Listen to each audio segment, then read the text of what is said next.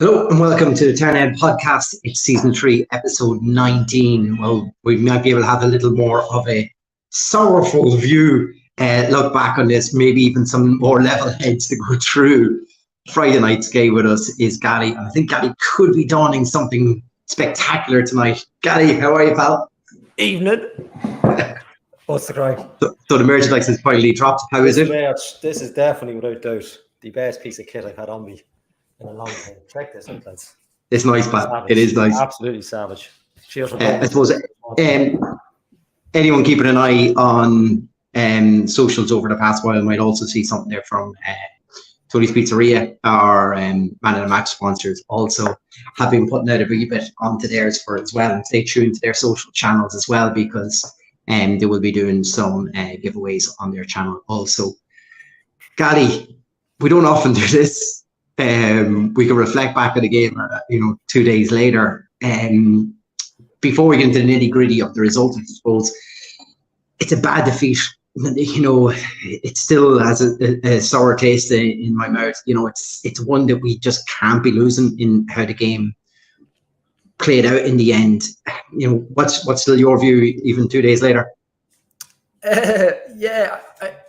got a couple of comments when we didn't go live on Friday night, and we're getting the usual, just as well, you're probably better off not. But I don't know whether you're better off, avoiding going live straight away, because there was a lot of anger on social media tonight. I don't think I've seen that for a long, long time. Now, there's been spats over the season, but I think Friday night really got, and like people I would follow, Dundalk fans, you wouldn't normally expect to kind of come out with some of the stuff, and they're 100% correct. And it probably hasn't changed. I mean, even reflecting on it, we're talking, we're just over 48 hours after it. It looks worse. When you look back at the highlights, and now we'd have time to kind of not plan a show, because we never do, but even kind of change 48 hours and we still didn't plan it.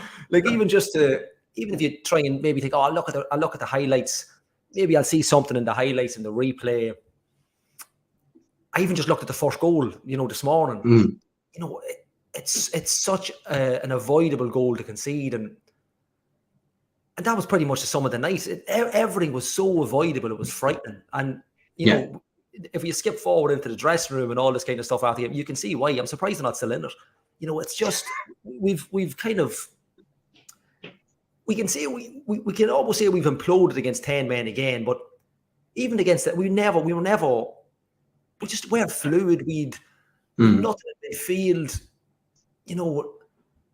It's hard to sum it in, but it's just such a shocking performance. I mean, we can't even say that, we bits of good pieces. We kind of, in hindsight now, when you look back, you might think, there was this and there was that. There wasn't. It was just such a lackluster performance. And considering the run Pats have had, like Pats lost their manager a couple of weeks ago, such a bad run. And then they come out and they go down to 10 men, and they're probably expecting to hide. And we beat them 5-0 in a couple of weeks. It's such a contrast. And I seen one tweet that I can't remember the numbers, but it's been such a long time since we've had a really solid performance, a really all-round good performance. And that's the most worrying thing, that we just haven't really been at the races for such a long time. And it just didn't get any better on Friday night. It just soured it completely. They're down to 10 men. Like, you can always take a defeat if you're motored off the field. If you're absolutely bucketed off the field, you can absolutely take a defeat. Look, chin up, go again next week. But it was just such...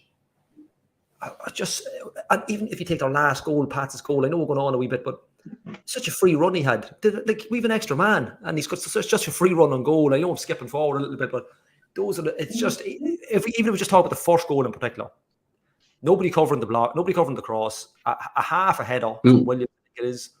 It bounces in front of Sheps, he saves it. Should he push it wider? For me, yeah, absolutely. He probably can catch it. It's probably falling that slow, he can probably actually catch it. And there's nobody picking up the second ball, and it's kid stuff, it's schoolboy errors, or but it really is 101 defending, and you got to cover the ball. You can't be taking your eye off, and nobody picked up the man, and they're 1-0 up, and for nothing, absolutely nothing. Yeah, I for the first goal, completely thought the exact same. We, right before that happened, Adam Murphy had that one cleared off the line. There was there was markers in the sand that we really should be paying attention to. Yeah. Mulroney had the other one as well. You know, he had the chance as well, and you're thinking there's a lot going on here that we really should be taking, you know, being smarter in our play and realize the momentums with these. We need to kill this out. But like you say, for the first goal, Mulroney just has so much time, and I'm looking for a player to put pressure on him, and there's literally nothing. He's time to stop the ball, look up, and then swing in the cross. It's too long. There's players on the edge of the box and there's players inside the box, and yet no one has taken, like, for a second and gone, Jesus, no one else is pressing here. I need to get out to the ball as soon as I can. And then, you know, the cross is fired in. Once again, it goes through people all the way through to the keeper at the end.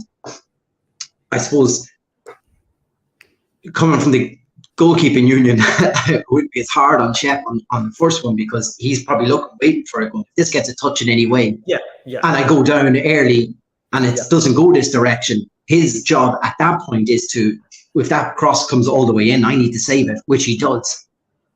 But it's the fact that everybody's either statue still or completely turned off is the big problem for that.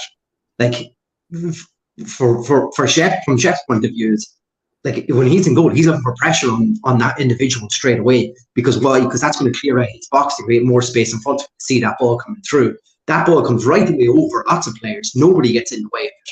All of a sudden, Shep goes, geez, I need to get down there and save this. He's gone to push it away. Unfortunately, it's gone straight into got into the player, and he's finished it off. Like, but it's just disappointing. You know, I feel that is a very Dundalk goal to concede this year, if you know what I mean.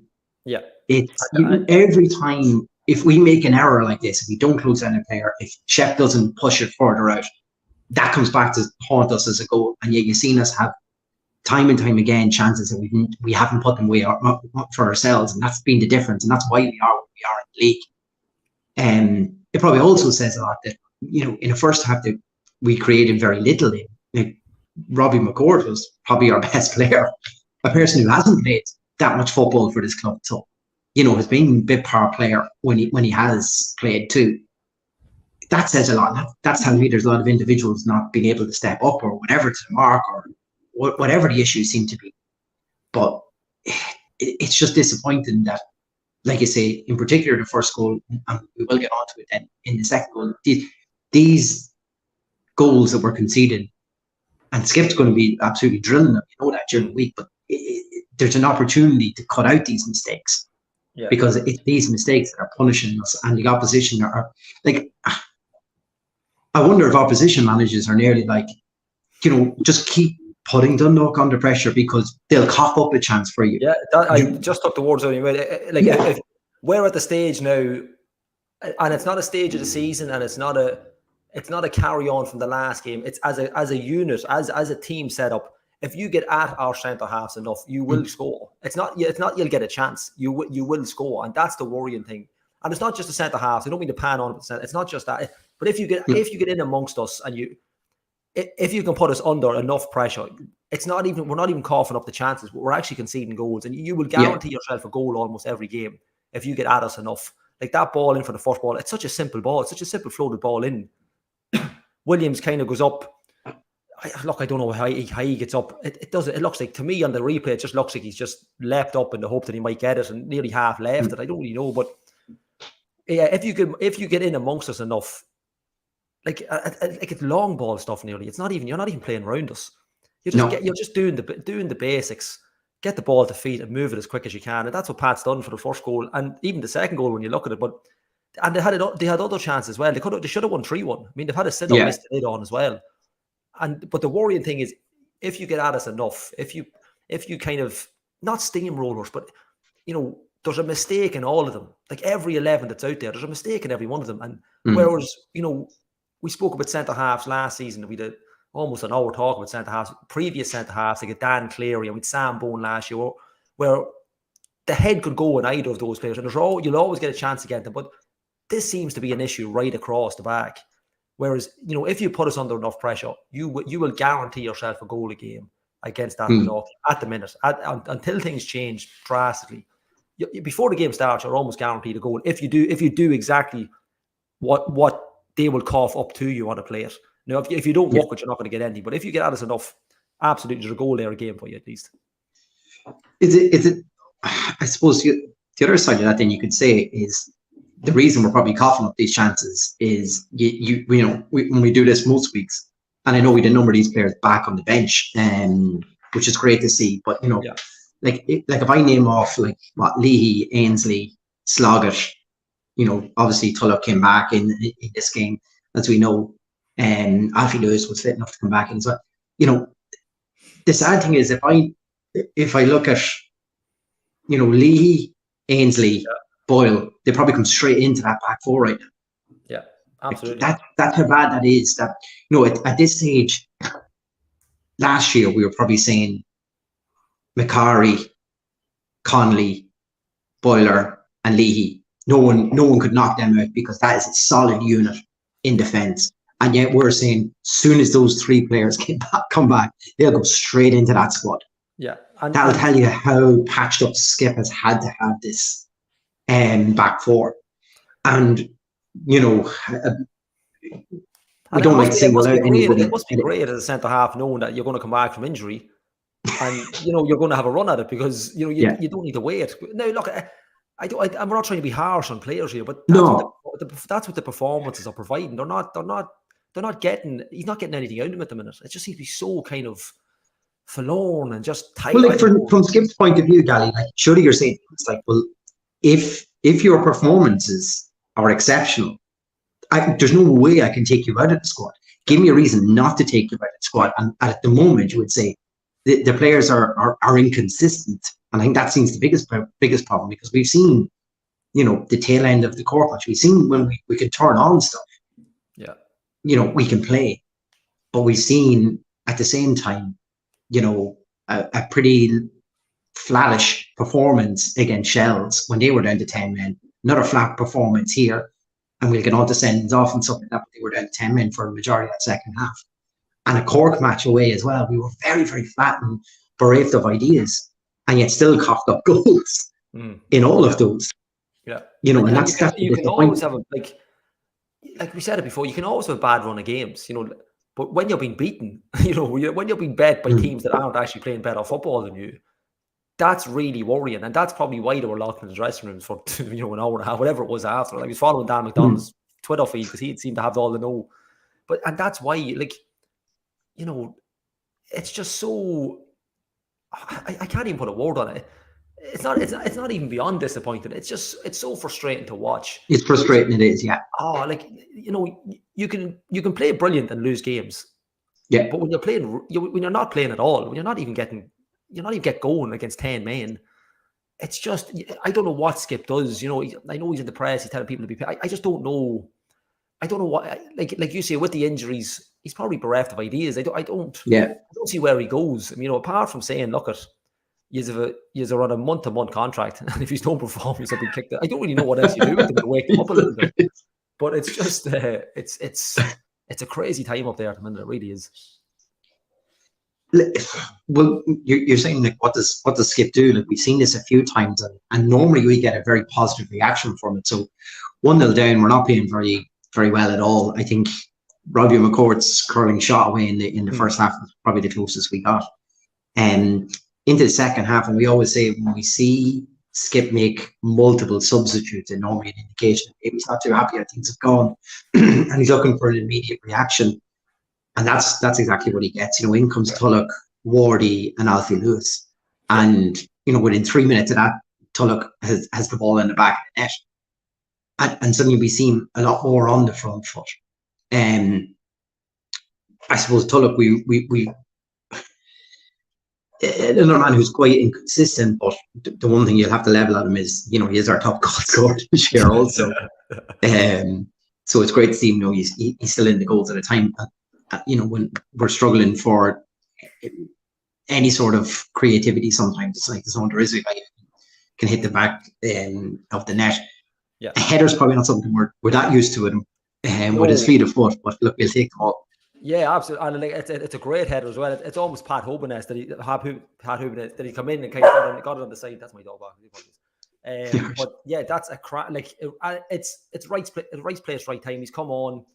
He's done exactly what we've asked. Like, and we'd mentioned Tulloch early in the season that could be his strength, coming off the bench, watching the game, and then maybe getting that spring in the step and just doing that something a little bit different. And look, I think you had mentioned it as well. I think that's what he could give us as the season goes on, and in the later part of the season when we're looking for that little clinical goal. Now, it wasn't clinical the other night, but it really should have kick-started something in that game. Unfortunately, it didn't. But I think everybody watching it, anybody in the ground, and even Pats fans probably thought, right, they're gonna go for it now. They won that's the game set match now. They should be able to take this from here, but unfortunately, it didn't. But that is a bright spark in the game that Tulloch can get in a variety of goals. Like, and look, we mentioned before, he's strong. He's tall for a winger. I mean, he is a tall winger. We got to use him there. Him and Dan Kelly coming in, getting headers and stuff. But it's just we just got to utilize it more. I mean, we just didn't. Even with the goal, like you mentioned, a great finish, decent cross, but we just good cross from McCourt as well. Yeah, and we haven't kicked it on. And maybe you mentioned Robbie there. We probably should give a bit of praise to Robbie as well, even more because he's in there fighting for a jersey and he seems to want it. I know he hasn't played a lot of minutes, but he's getting in amongst it. He's doing his best. We probably hammered him here a couple of weeks ago. He hasn't really got a run at it, but when it's up against it, he's there. You can't really fault his efforts the other night. But yeah, you do need Tulloch, I think, coming in little options like that, absolutely, because that's what Ryan O'Kane probably won't give you in the box for headers. Then we'll get to, it's a strange one. It's sendings off. All right, I got a waffle. The sending off, Gally. When you see the play just before it, you can see that Mali is getting manhandled by the player. It's very tight to him. Yeah. He's pulling him back. But the ref has given the decision for Mali as a free out. Does Mali need to go and put him in the headlock straight after? Like, that's, we've got ourselves back in the game. And they're, it to me, it just seemed like lunacy. Like and he wasn't having a greatest of games, I would say, either, man. Like, we've seen him have some really influential games. I didn't think he was having his greatest game. He was a bit passive at times, but it just seemed like it was a chance for implosion. And you're making the referee make a decision. Like, he got a yellow card out, but it could have been worse. He could have sent both players off. Which is what, in fairness, that's what I was expecting. I was fully expecting 2 red cards. I couldn't. I don't know if I was more shocked at what the incident or shocked that he didn't give. Is it because Mali hit the ground at one stage when the players went? Did refs see something else from the player? That he got himself sent off? Yeah, and in fairness, they're probably watching the game, but like, the ball was down there. It's not like you've taken your eyes off the game and started to look down. The other end. It was all happening there, but I know it was a little bit after the free out had gone. But I just found it. Even retrospectively, if you get someone in a headlock, the ref probably should be looking at it and say, "Look, I couldn't understand how Mulroney got the red at Mali. And Mulroney was having a good game against us, in particular in the first half. Oh, we thought that was a blessing. Like, we absolutely dodged the bullet there. And that in itself should spur them on, right? Connors dodged the bullet. They're down to 10 men, probably the most influential player on the pitch at the time. Brilliant. And that didn't even spur them on. As a red card incident, I just think we're looking at we're talking with the refs again. Even though we didn't get I think it's important, if we're going to criticize the refs, sometimes we're going against us. This is something that went for us, yet we're still going to criticize saying, like, this was a strange decision. Yeah. If as I say, I can only assume that he thought it was a yellow card offence for maybe what he done on the lead up with Mali to give the free out. Yeah. And then Mali's reaction to him was a yellow card, but there must have been something else in there. That when Mali hit the ground, like, did he swing an elbow? Did he swing a punch or something? I don't know. It's very hard to see in footage back. Apart from the little, I don't know what you call it, a ruckus. I don't know what you called it before, but I didn't really see bit of a melee. We weren't at the game. That I don't know if the assistant referee has seen something. I think even the Pats players were looking at Mali like, what is possessing you to do what you're doing? It just like, it was just so crazy, because it's not like they'd absolutely gone 2 foot on each other, in the previous build up to it. It was just such a mad It was like, I'm not comparing it, but do you remember like when Cantona was sent off against Palace and he jumps into the crowd? Just a moment of just, what are we watching here? Like, what are we actually watching? I just couldn't believe it. Like, it's something Steph McKevitt would do. You know what I mean? That's what you'd expect him to get someone in the headlock. Steph, any reaction to that? No, because I totally missed the start of it. But yeah, he's right. It's something that Steph McKevitt would do. The cunt. We're just talking about the Mulroney red card. Like it's a strange situation, Steph. To get your thoughts on the overall game in a second. We were just talking about the red card at the time. Like, is it dangerous? Like, my take on it, it's dangerous from Mali because like he's won the free kick. You know, like there's a good chance that he's probably going to get a yellow card for the way he was rugby tackling at the time. So to go and stick him in the head, knock him way back, and then kick off that melee, like he could have easily been sent off himself. Yeah. Look, you know the way the league sort of gone this season. I don't know. Referees seem to be making a point of handing out cards, and especially red ones.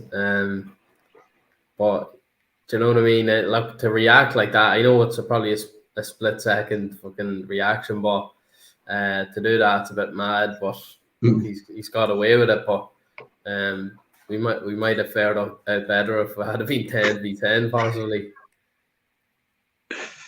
Yeah, it's definitely a pattern. We find it very difficult to break down. 10, 9 we're a little bit better with, but 10 is tough against. So it seems. Yeah, 10's a big disadvantage to play against for us. I think it seems the last couple of weeks anyway. But yeah. Just, I don't know if you got a chance to look back on the goals, but like just that sort of for an opposition against us, we're away from home. They're down to 10 men, and to throw the game away, Steph, it's awful disappointing, isn't it? Like we got to find ways to win ugly, or you know, we can't be gifting opposition opportunities like this, especially fast. Yeah, and look, the last couple of months we've gifted goals away, plenty of time. And it's been a build up of, you know, making rash decisions, giving away silly free kicks in dangerous areas. Like even if you go back to the Bows game, like it was nearly inevitable. Like 5 or 6 people around me were saying, you know, they're going to equalise. And before they even equalise, people were saying Bows are going to go on and win this game. Like, do you know that sort of way? It was giving away free kicks in wide areas when they were sending the big men up, and little things like that. Like, we haven't been doing ourselves any favours whatsoever. And look, you can say inexperience, and maybe if Boiler's there, you know, he steadies the ship a wee bit. Getting questions in now, Steph. Yeah, getting questions. I'm going to be under the spotlight. So a private question. What's on this? This is private Q&A, is it? All right, Flannel. So Flannel's put in, are we lacking a bit of fight or steel through the team? Yeah, well, look, there's no fight. Yeah, I've just seen. I was up at the Bows game, and I've just seen small highlights of the Pats game. So just even from the Bows game, like we were playing the first half perfectly, and Ruben sort of sat deep on the centre half and pinned him. We all know that's a strength, that he can control the ball, and I thought John Martin was particularly effective. We probably targeted. Cameo, yeah. We probably targeted Flores in at left full at that stage, and John Martin was having the best game we've seen him in the dog shirt that night in the first half, and even in the second half he was doing rightly, I thought, as well, which probably leads on to some baffling decisions from the gaffer at times. But yeah, look, we probably played to our strengths, and look, maybe we are a bit, I don't want to say soft, but do you know, is it because we're patching up the team so much with players being out of position slightly because of injury or whatever? Like, is that part of this issue? Yeah, well, look, you look at some of them, like Sloggett is a massive miss. Like, he gets through a mountain of walk, he'll put his head in where you wouldn't put your foot. Do you know that sort of way? Like, he's just one of them players. He's an engine. He nicks balls he shouldn't win. he just does it simply. He drives the team forward. Like, and look, that's all about momentum. And you know, in a game like Bow starting to turn the tide, I thought Buckley, when he went into the middle, he started throwing himself about. He got once or twice he got stuck into I think it was Hooben. He might have elbowed Hooben at one stage. And like sort of little things like that, like G a team up and get them going. And if you're on the other end of that and there's a wave of attacks coming against you, that's where you need a bit of experience and maybe someone to, you know, go in, not foul them, but leave a bit extra on a tackle or do something like that to stop the onslaught. And it lifts the team up massively. Little things like that. Experience, you can't really buy it. Like when I was playing in teams, like you had the likes of David Crawley, Flano, Beno even in goals. Like you went through the team, Paul Shields, Marnie, you know that, like Trevor Vaughan, you had them like nearly in every position. You had someone that was experienced and brought some of the younger lads like Tiernan and Grimes. You had Robbie Farrell like coming in and playing the last part of the season, like experienced players that know how to win games and know how to do the things that, you know, they've picked up over the years. So look, maybe it's a little bit of that. You're missing your Bensons. You know, look, you can't buy experience like that. And you know, you sort of think back to, you know, letting Massey go. Like he's still playing. I seen a crazy tweet from I think it was a Tom O'Connor about you know, the late show one. Like, look, he was doing a job for Drogheda last year, and like experienced players like that, are you better off taking somebody in that hasn't? Like I know we had Leahy as like his replacement, obviously, but just using him as an example, like you can't buy his experience. Like played in Europe so many times, won so many leagues and cups and doubles and whatever have you. But like I know in hindsight, it's easy saying it now, and they're going for a certain model. But like, are you really better going for an unproven, inexperienced lone player? Yeah, you know, that's probably everything Matt circles around. I know it's probably a good talking point of recruitment and whatever else, but you know, experience, there's a lot to be said for it. I think Flan will back me up on that one. Yeah, look, Kelly, we can kind of add into that point as well. But just to close off the game, really, it swings and roundabouts because Muller has that chance inside the box that it kind of ping pongs around. It ends up blasting the ball over. What 2-3 minutes later, it's him who gets pickpocketed by Lonigan for the Pats winner. There's two elements of that. Soon as I seen it back, I went, oh, how many times have we said, is Muller our best right back? And he's having to fill in centre back right now. He clearly should have laid that ball back to the keeper, and that situation never gets happened. And then, of course, it's Andy Lonigan that picks his pocket, someone who we know Skip was mad for in the off season as well. Yeah. So it's two things come back to bite you. Of course, the initial move, and that ball just takes an eternity coming across the face of goal, and you know, for their winner as well. Like, could Shepard come out? Should he have cleared it? You know, what's your take on that? Yeah, and like, I mean, even if you just take the cross, just for instance, it's almost in slow motion. If it looks like it's in slow motion, and the really annoying thing is that, like you say, it's gone the whole way across, but he's got it. It's gotten so tight on the Shep's right. It's so. Well, McCarthy just throws his foot at it, hopes for the bet. Yeah, that's it. Like, he's obviously expecting either the defender to get across or Shepard to come out and absolutely clean him out of it, and neither happens. And you mentioned Shep. I understand as a goalkeeper, you know, he's hesitating because he's expecting even at the first goal. Yeah. He's not expecting Williams to miss the ball, but even at this one, you know, it's one of them that he's kind of caught in no man's land. Does he go and the defender gets it? Maybe he's left a wee bit stranded, but the fact that nobody got to him, like, only for momentum, he probably could have took a touch. You know, only for he's running in that tight to the goal line, he actually could have had the time to take a touch and then shoot. But at that stage of the game, 10 men, and I said it earlier on. they should have hit 3. Like they had a chance early before that, and they should have actually got 3 goals, and that would even more. That's worse than anything. Like to be, to play at 1-1 with 10 and then to bet 3-1 against 10 players. That's frightening. But it's the type of goals that are conceding, and I keep saying it. Screamers you can accept. If they're absolute ballers from outside 30 yards, the ones that Steph used to score and still scores for Glenn Muirell on Friday night. No, that wasn't me. That was Kevin McCall. No, but if it's if it's something like that, if it's something like that, you'd hold your hand up, or it's a free kick, But stuff like that, last, I know you'll go. They could argue that they're going for it and they're caught at the back. They're not caught at the back. It's a shite ball. It's crazy football. One thing I tell any kid that's playing for me at the Bells: don't play football there. There's no time for football there.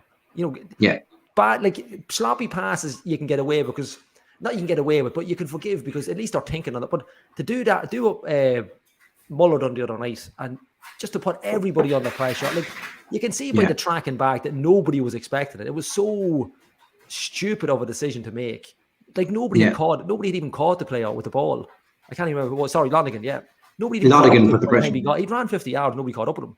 And he's able to just lay it back to the keeper and move the ball back up the pitch. Just keep it simple, and I'm not saying it obviously changed the game. And whether we would have got a winner, I don't know. But the fact what worries me more is they've conceded that goal, but it should have been 3. They should have been bet 3-1, and that's even more frightening when you sit back and think. I think maybe we're worse having this time to reflect, because the more we talk about it now, I'm even more annoyed over the game. But it's criminal. You can't forgive that kind of stuff. And like I said just before Steph came on, that's why they were kept in the dressing room, because that kind of stuff is just not acceptable. At this level, it's just not. You just can't do that once or twice a season. If you have games like that, fine. But every players they're playing. Who have we got next? Rovers? No. Yeah, Rovers could name 10 on the pitch. The game would be over at half time. Because we can't play against 10 men. Simple stuff. Look, it's so unbelievably frustrating to watch. Brody's looking for pizza. Yeah, somebody's looking for pizza Friday night because we didn't go on. So we might be able to, in conjunction, might give away a pizza if anybody shows their selfies of their new t-shirts during the week. We'll be able That's what we'll do. That's a definite. Yeah. I don't know who we picked from. Steph, just as a defender. Steph, as a defender in that situation, obviously the ball comes into Muller. He's running onto it. He sees Lodigan coming with the pressure on him. Is he thinking, I'll just cut this back inside and run on past him? There's space on the pitch. Or is he thinking that? Is he thinking, I'm going to hit this back to the keeper? If not, I'm going to knock this out. Is everything going through the head at the one time? And in that stage, he's been pickpocketed. Yeah, I don't know. Decision making is. It's tough for a young lad in this situation because, you're talking senior football as well. It doesn't get the time you probably had previously playing football. I know, look, you play a certain style and whatever else, but if you're gonna take a chance at the back like that, look, I was always told play percentages, and at times, I was told just your first instinct is usually the right one. And look, some people might change their mind in that, but he takes a touch and tries to go around. Look, whatever he's done, he's messed it up. But it's cost the game then. So surely you have to be accountable for that. But there's no one there to come in there. That sort of way. Even Waziri was injured the game before and came off and was hobbling and whatever else. But just play play it forward. Play it into space, hook it over the defenders. We should even knock it out for a throw in for them. Who cares? Kick it into the ditch, yeah, exactly. So play percentages as he obviously knows Lonigan's pace about him. He's in the league. You can't just say, look, he's only coming into the league. And I read a good article a couple of months ago, and it was Evan Ferguson's dad, Barry, and he was saying that when he went over to England, he said he was playing in the under-21s league. Now, look, it's a different sort of setup, but I can imagine the tiers over there are like that still. And he was saying it was like an unrealistic league. He was playing centre-back at the time for Coventry, who might have been in the Premier League, I think. And he oceans of space in the ball and nobody would be closing him down because that's the way they play it over there in that league. And maybe the too much time and he still hasn't adapted to it. But look, it's not really an excuse now. He's here, what, 4 or 5 months? Like, we're well into the season. It's not the first 5 games where you're saying, you know, he got caught out there, like, because he does seem like a bit of a laid back character. And at the start of the season, I really liked him. I thought he was going to be a great addition, but the longer it goes on, he nearly seems to be too relaxed on it, and too relaxed on the ball at times. And you know, I know we keep going back to the past, but we always had centre halves who took a step in and looked for the striker to feet, looked to wingers or central midfielders, whereas some of the centre halves want to take on strikers. And look, you can be a master of your own downfall at times if you're going to take that chance. Especially, look, a lot of the strikers in the league are going to have pacey players or even out wide. You're going to get punished. If you make any sort of mistake, you're punished. And it was evident the last day. Gally, this is echoes of conversation we had about Tulloch not that long ago as well. I'm just looking at stats. You know, Hayden Muller's only 21. He's had 3 appearances for Millwall, 8 appearances for St. Johnson, and 7 with us. So he's nearly played the same amount of games. His next game he'll probably play the most appearances for a single club that he has had. Yeah, it's probably the same sort of thing again. It's that inexperience Steph's just talking about, isn't it? To, you know, at this level, on the senior level.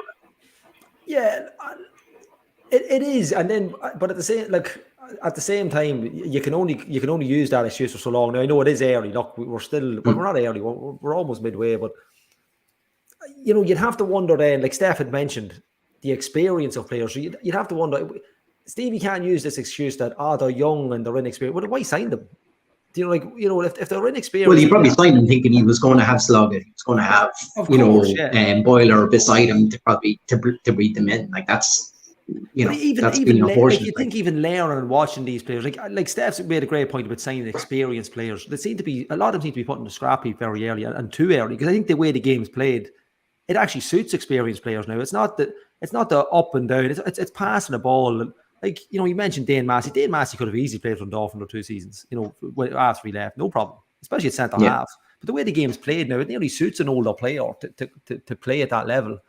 But it is worrying that, look, we can go back to the signings pre-season. Look, we didn't sign that. But at the end of it, these lads, they can only get experience by playing.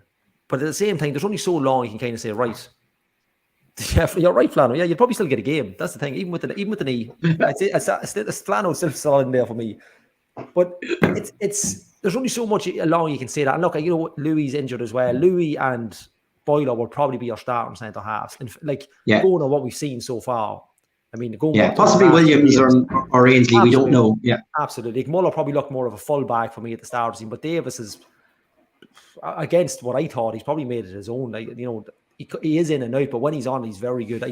I thought Muller would be the first choice just from what I saw early on in the day. But look, we can cover for inexperience so long, but you know, you would think even at 21, that kind of error at that time of the game against a player like Lonnon, because they would have done the homework on him. Steve would have known this from inside out. Like you say, you tried to sign him or looked to sign him at the end of last season. So they would have known what they were dealing with. Now, look, maybe in the heat of the moment, you don't see that as Lonergan coming towards you. But at that time of the match, put it into the gantry. Like you know, anywhere at all. You know, even hoof it back to the keeper. Shep's good enough with his feet. Even a pacey ball he can control. Look, it's high. Well, they're down to 10 men. He probably wouldn't have had any pressure on him. That's it. He would have kicked that back and nobody chased it down. Nobody whatsoever chased. And it's a sign of a cracking striker. Christy Fagan would have been like that years ago. And in fairness, Pat Hooper's the same, but just that last minute, you know, on your back, not giving it. He probably anticipated a slight mistake and was there. And you know, you got to admire the striker for, but it's just criminal from the centre half. Look, he probably won't get another one. Another mistake like that, he could spend a lot of time sitting on his house. Yeah, he froze there at the end of that point. Sorry. He was going to say he'd be picking the splinters out of his arse, and he keeps making that mistake. Yeah, that's true. Steph, I suppose the narrative of the night then turned into the lock-in from Skip, I suppose, one way to put it, with the players after. was going to say, I'm sure in your time you've got plenty of berating from managers. I don't want to say that to you, but do you think was that the right call from Skip when he came out to the press? Obviously later on, and even on the official channels the next day, he was very positive. He was trying to put the positive spin, calling for the extra time to show where this whole project is going. But in the cold-hearted day in that dressing room, do you think he'd laid out a couple of those truths to the players? Yeah, he was probably hoping to lay out some of the players as well. But and do you think is that the reaction that's a joke. Is that what you'd be looking for? Yeah, exactly. And look, I'd say there might have been a few home truths in there. So sometimes you go into a dressing room and the players will know themselves not good enough, and there might be a few of them pointing fingers at each other. And look, you should be setting yourself standards and trying to go and match them and bypass them. Whereas it's up and down, and it's even inconsistency throughout games. We're playing well for 20 minutes, half an hour, and then we're looking like a team that hasn't played together before. We're playing teams off the park, we're running them, we're doing all the right things, and then we seem to slip back and just go into I don't know, everything just seems to fall apart. I don't think there's any problem with that. He's the manager. He makes the calls. If he wants to keep them in the dressing room and give them an absolute bollocking after a disgraceful performance, I don't see any issues with that whatsoever. I know some people say, to be in for a warm down the next day, they can go through stuff. But sometimes you need to, straight after it, you need to know this isn't acceptable. This isn't good enough. I'm sure the fans let them know as well. Yeah. They need to be to bed with any supper. Yeah, everything's not, pampered and he's a great lads, I'm lucky there. It's not always, nicey. You have to have a bit of grit and fight and determination in you. You're playing for, some boys probably, save up all week to make the trips to Inchicore, pay their money up. Some people bring kids. There's a few fans that visit Chippies every away match, and the likes of that, and then you're going up and you're watching that and you're driving home going, what's that all about?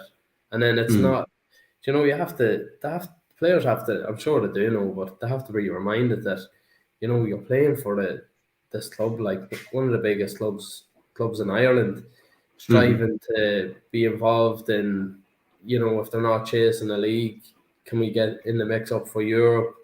Europe's just on the horizon from what they done last year, and if they keep going about it the way they are, you'd be pretty worried if we get a tough draw in the first round. Gally, look, you were saying you were following events as a lock-in kind of kicked in. What do you think, is that the right method from Skip as well? What do you think was said? As in keeping them in? Yeah. Oh, absolutely. I'd still have them in there. That is just, it's. I think you can get a pizza in under the door for them. It was always going to combust like that. It was always the pressure that they're under. And like Steph had said, you're playing for the Dundalk Football Club here. It's not like you're in the Dolphins of the first division. But it'd be the height of respect for the first division. You kind of start the season thinking, right, are we going to compete for a league title here? And we didn't say that we're going to, but that's the attitude, and that's what you want each season. And we've had our peak 6 years, and these lads have come in, and there's a lot on the table here. There's a lot of fight to fight forward, but they're not fighting forward, if you get me. And they've every right to keep them in the dressing room. Absolutely. I wouldn't I don't know what if the bus driver was waiting outside, he can have a wee nap. I wouldn't let them out. You need to get your point across. And like Steph says, they'll do the warm down the next morning, but that's too late. There's no point bringing them in the following morning. You need to get them when they're absolutely dead on their feet and hammer them, because it's moments like that you'll think, I don't want to sit there again. I don't want to be sitting in a game for 2 hours after a match again. But if you've done it the following morning, look, it's only we're training anyway. I'm going that way. That's get them in. You'd see it at, I'd not say schoolboy level, but you'll see it at an amateur local football club level. If you take a bad beating, I'm sure, even Steph playing for local football clubs, if you've got a bad beating, your coach will keep you in there. You know, like if it's that bad and they feel that they need to talk to you, that's the way it is. Like you'll be kept in on good days as well, but that type of night, and maybe maybe that could be the start of it. Maybe they needed something like that. You hear stories come out of it of such and such went on, but it doesn't really matter, provided they go out next week and they improve what they've done over the last couple of weeks, which shouldn't be a massive task. But let's go for the result. But I don't know about that. But it's just, I think maybe that's you're hoping and like in the kind of the most positive way you can, because Steph's on, it's captain positivity. You're hoping it's the it's the kickstart or something. You hope it's going to galvanize them now and say, right, I don't want to sit there again. I'm not listening to him talking to me like that again. Yeah. So let's put this right. And look, they've got a hell of a game coming up. You're probably going to look for a Loud Derby maybe coming up, but unfortunately it's Rovers. But biggest team, well, but not biggest team in the country. They're probably going to be favourites for the league. Probably are at the minute after a couple of results over the last couple of weeks. Let's get at them. Let's throw caution to the wind and let's get at them. That's what you're hoping. Whether or not we get that, I don't know. And it's one of them things that Skip it was all probably done at the tunnel. On his way to the tunnel, he said, right, I'm just going to go for this. And then halfway probably through the conversation, he said, lock that door. You know what I mean? He probably wasn't even it wasn't planning all this. Yeah. So it's all probably spare the moment. And you could sink or swim with it. It could go one way or another. Some lads will take it on board, some might not. But maybe it just had to be done, I think. It had to be done. Brian Garner's probably in there as well. I don't know if he was, but better man to have in there as well. Knows how to win stuff. Last game of the season, knows what it takes to come back from injury, knows how to fight for that badge. And maybe look, Liam Bournes as well. Like you have 3 former captains standing in front of you as this coaching staff. It's probably scary for someone like Ryan O'Kane or Hayden Muller, these young lads. But maybe that's what it needs. That it could be the straw that breaks the camel's back. It could be just something that they need for the rest of the season. That's what I'm hoping for. But we just don't know what's going to come out of it. But I don't think it's going to do any harm. I don't think it could have been a lot worse. He could have just physically assaulted them. Like he could have just absolutely went for every one of them with a frying pan. But I think it's. I think Flano was really looking for that. Yeah, it probably was. Yeah, some of the rumors, that's what people were flying about. But look, I think you're hoping. Yeah, the hair. Look, it's probably not done enough these days. I know Ollie Hogan got hammered for it last year doing a Finn half. People videoing it saying it was a complete disrespect for him and the club. But I think players kind of need them. They're too pampered now. They need that type of thing. I know it's League of Ireland, but some of them decent money. There's no doubt about it. Full-time footballers, professionals, and maybe they need that. Maybe a night like that or an hour and a half listening to Stevie. Look, a couple of home truths, and I'm sure they were told, and it could be ideal for them. Nice wee holiday for them now. Look, Steph, and I think the thing about it when we look at, in particular, the results this weekend and where the league is run out. Like, there's no, like, Derry has somehow gone to the top of this division without really playing great either. Like, there's no one team absolutely pulverizing every other team and playing them off the park. It seems to be a league this year where everyone can get at each other. And we mentioned before that Pats match, we're level with them. This could go one way. It could propel us on, or it brings us back in closer to the Sligos, other teams right. Of course, Sligo go and beat Derry last night as well. So that changes that complexion as well. They're even closer to us now as well. But with a view, you would say we've been playing poorly, and now you're going to go to Tallaght Stadium. It's probably not the most ideal environment, but you could have also said the same about Drogheda only a week ago, and they've probably played and scored one of the best goals I've seen in League of Ireland for quite some time. It's probably Stephen Kenny's, was that 20-odd, 50-odd passes that time, whatever it was in Inchicore that time. But,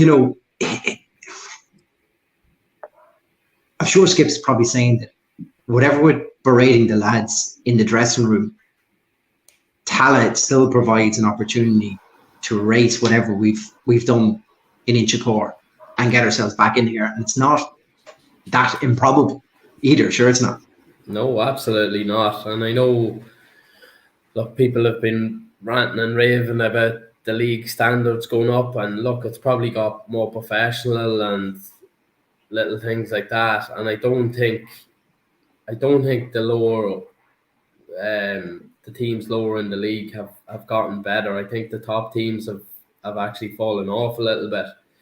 I think the quality's dropped. I know people saying, you know, it's a lot more competitive and anybody could beat anybody. But I think the top teams in the division have dropped off. Like, you can't say, you know, like, I know Drogheda put in a serious performance, but you can't say, you know, Rovers were great and Drogheda still beat them.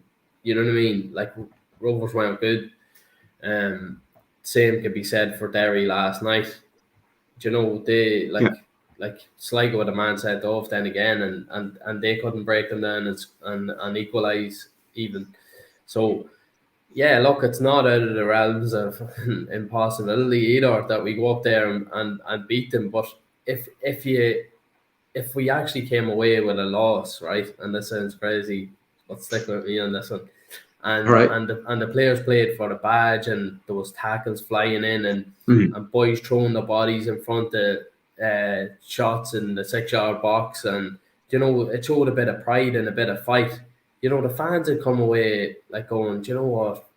And them boys stuck in there, and they got beat 2-1 or whatever it may be, but they were playing for the badge, so we actually knew what it meant to play for the club. And do you know what I mean? That'd give a lift more than, you know, us going up and scraping a 0-0 where, you know, they missed a half full of chances or something, or Shepherd has a worldly of a game. Like, you know what I mean? They'd nearly do more for it, I think personally, because I don't know if anybody's on here and thinks, you know, we'll definitely go up to Tala and we'll win, or you know, you'd have to be questioning them, saying as bad as Rovers have been at times, and they're probably, I don't know if they've appealed any decisions or got any decisions back or whatever, but you know, they're going to be missing a few, but the squad they still have, it's frightening.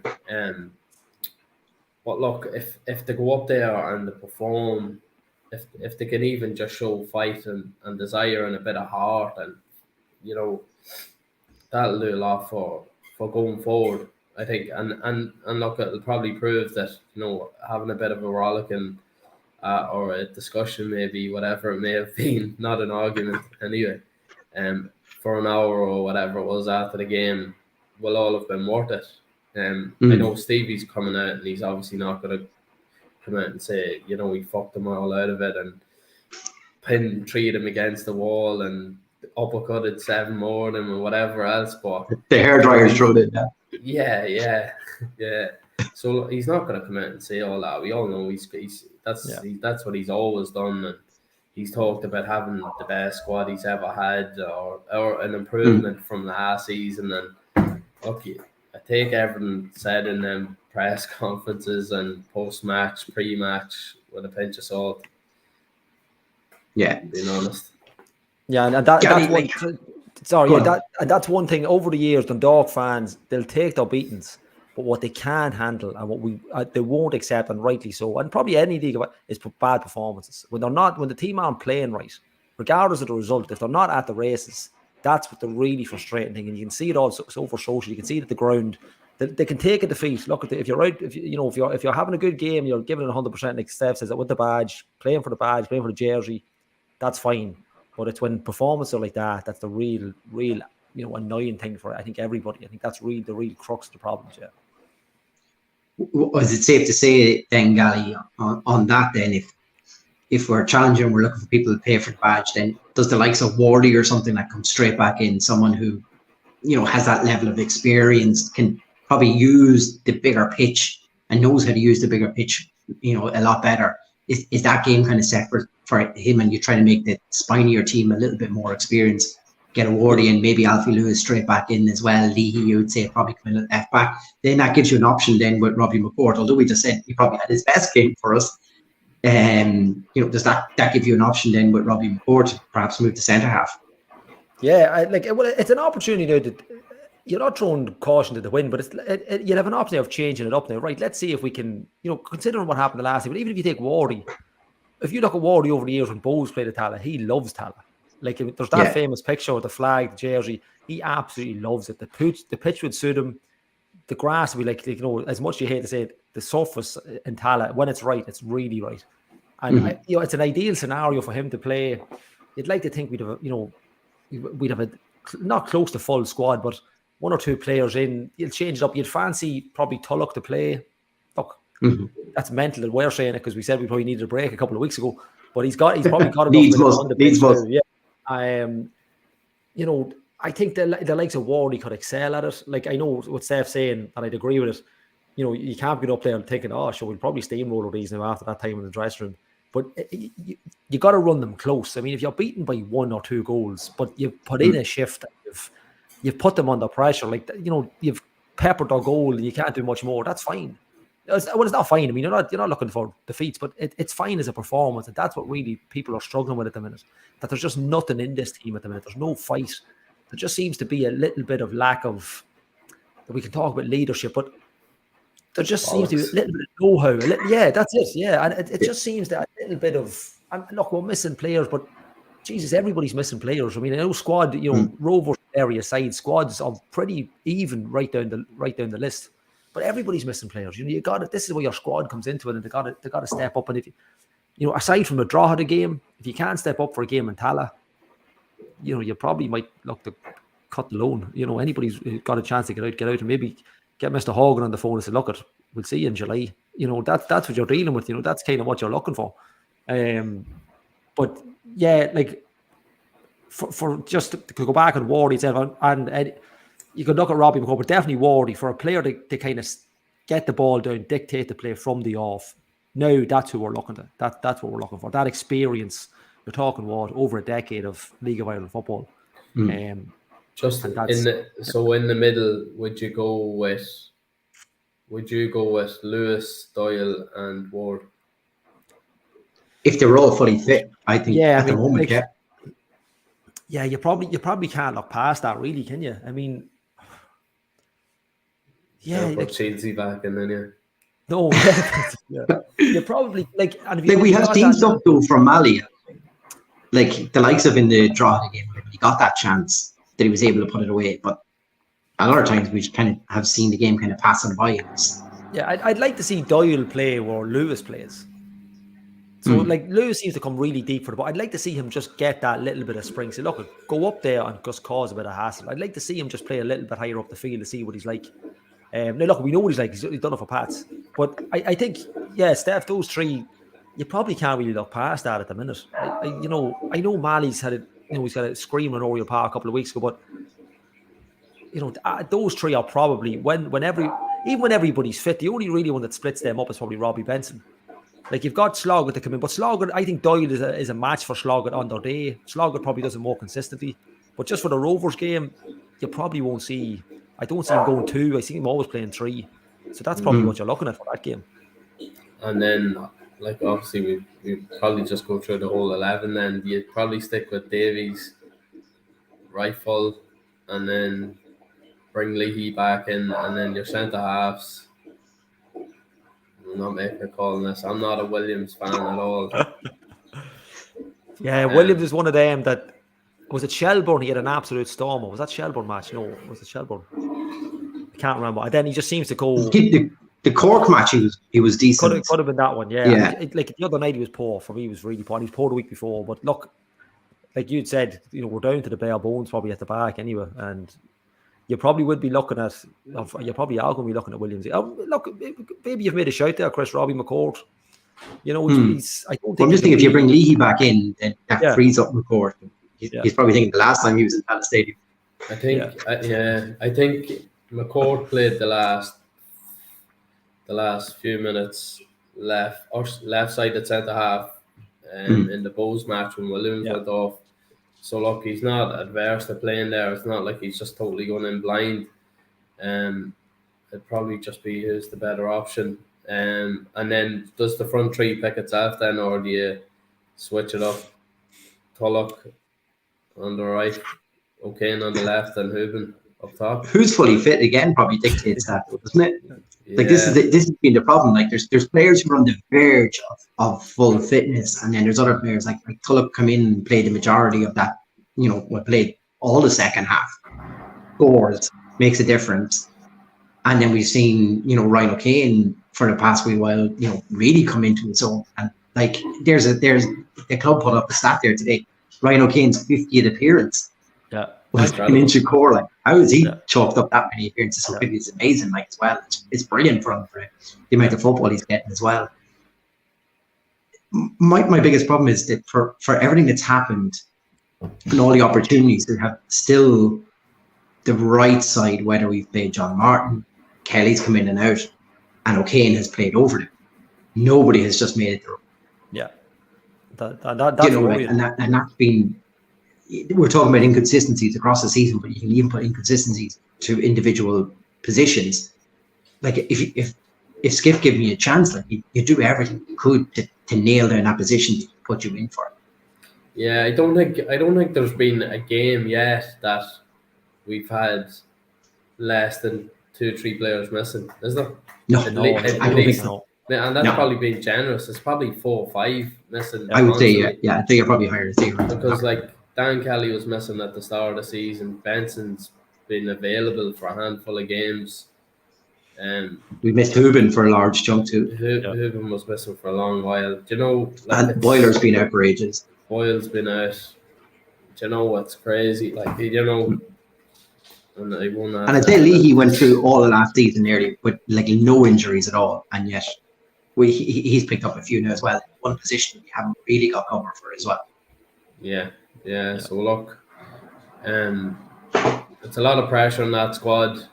The big players that we were hoping to rely on, Benson, Hooben, Sloggett, Boyle, have all been out and have all been out for substantial time as well. So, it'd be interesting to see how many games they've actually played together, if any.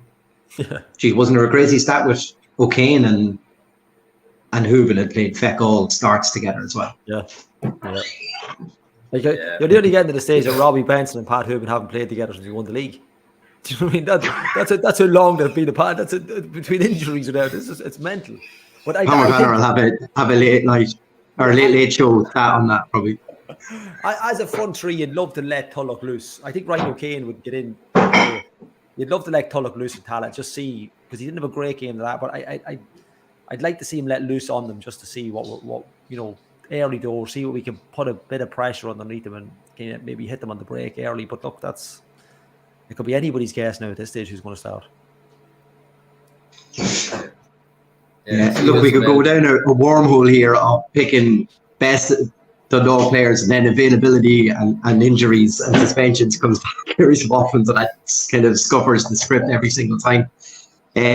Look, we've probably gone through this as much as we can. Steph, I really feel that if anyone should be ending the show tonight, it's yourself.